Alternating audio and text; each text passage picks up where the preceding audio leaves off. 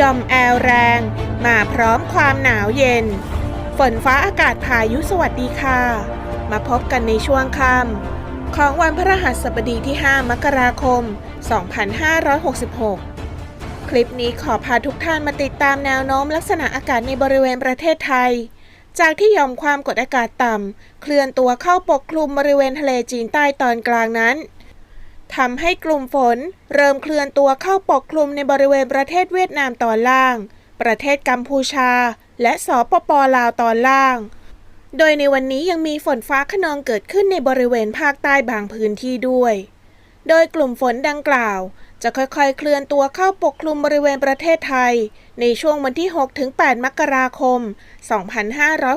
2566 ตามที่กรมอุตุนิยมวิทยาได้มีการประกาศแจ้งเตือนเอาไว้ซึ่งลักษณะอากาศดังกล่าวนี้จะเกิดขึ้นในบริเวณพื้นที่ใดจังหวัดใดบ้างไปติดตามรับชมรับฟังรายละเอียดพร้อมกันได้เลยค่ะขอขอบคุณทุกท่านที่กดติดตามกดถูกใจเพื่อเป็นกำลังใจให้แอดมินกดแชร์ถ้าเห็นว่าคลิปนี้มีประโยชน์กับพ่อแม่พี่น้องทุกท่านนะคะแล้วอย่าลืมกดกระดิ่งเพื่อจะได้ไม่พลาดข่าวสารและสาระดีๆจากช่องของเราค่ะถ้ากดแล้วขอขอบคุณมากๆเลยนะคะจากโมเดลสภาพอากาศของ ECMWF จะเห็นได้ว่ากลุ่มฝนที่เกิดขึ้นจากอิทธิพลของหย่อมความกดอากาศต่ำในบริเวณทะเลจีนใต้นั้นส่งผลทำให้มีฝนฟ้าคะนองเกิดขึ้นในบริเวณภาคใต้เป็นส่วนมากส่วนในบริเวณภาคอื่นๆจะมีกลุ่มเมฆฝนเข้าปกคลุมหรือจะมีฝนฟ้าคะนองก็เพียงเล็กน้อยถึงปานกลางเท่านั้นโดยในวันพรุ่งนี้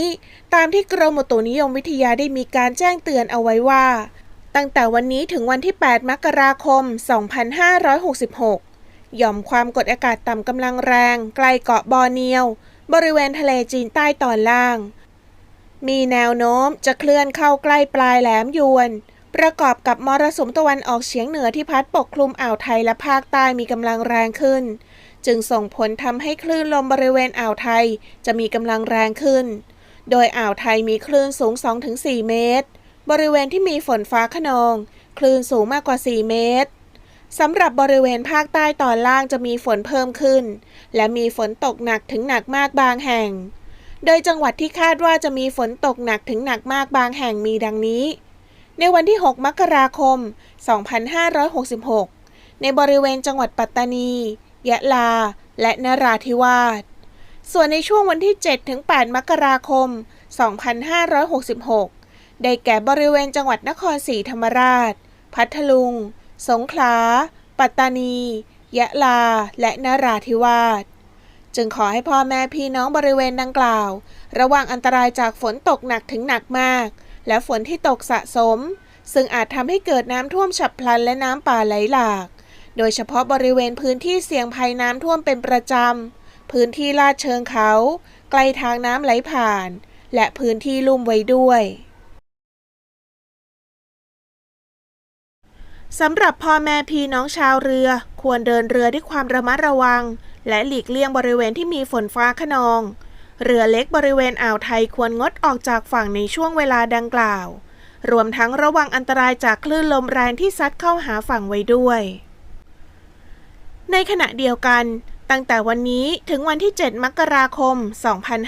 2565 มวลอากาศเย็นที่มีกำลังค่อนข้างแรงโดยเมื่อมองจากโมเดลจะเห็นได้ว่ามวลอากาศเย็นดังกล่าวจะแผ่อิทธิพลเข้าปกคลุมบริเวณประเทศไทยตอนบนทั้งในบริเวณภาคเหนือภาคตะวันออกเฉียงเหนือภาคกลางและภาคตะวันออกรวมไปถึงภาคใต้ตอนบนด้วยจึงส่งผลทำให้ในค่ำคืนวันนี้จะเริ่มมีความหนาวเย็นเพิ่มมากขึ้นอีกโดยอุณหภูมิจะลดลง 1-3 องศาเซลเซียสนอกจากนี้ตามโมเดลจะเห็นได้ว่า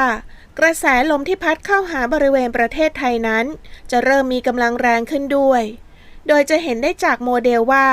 กระแสลมที่พัดเข้าหาบริเวณภาคตะวันออกเฉียงเหนือภาคกลางและภาคตะวันออกจะส่งผลทำให้มีลมกระโชกแรง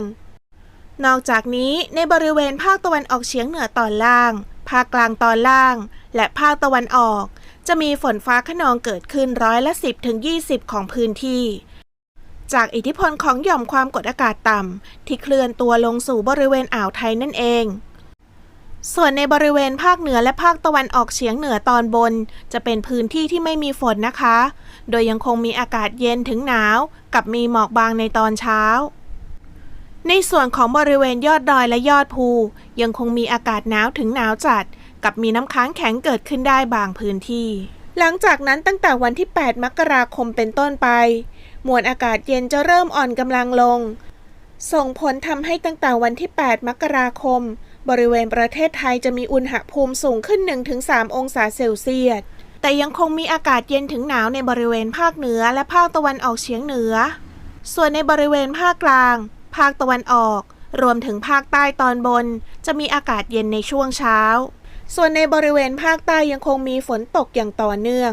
จากอิทธิพลของมรสุมตะวันออกเฉียงเหนือซึ่งเมื่อมองจากโมเดลแล้วจะเห็นได้ว่า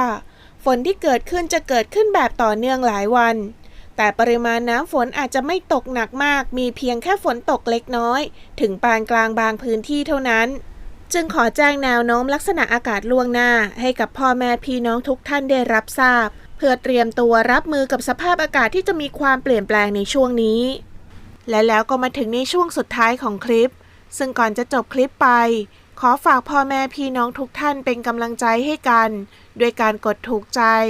กดแชร์และอย่าลืมคอมเมนต์มาว่ารับชมจากสถานที่ใดสภาพอากาศในพื้นที่ของพ่อแม่พี่น้องทุกท่านเป็นเช่นไรกันบ้างแอดมินรออ่านอยู่นะคะ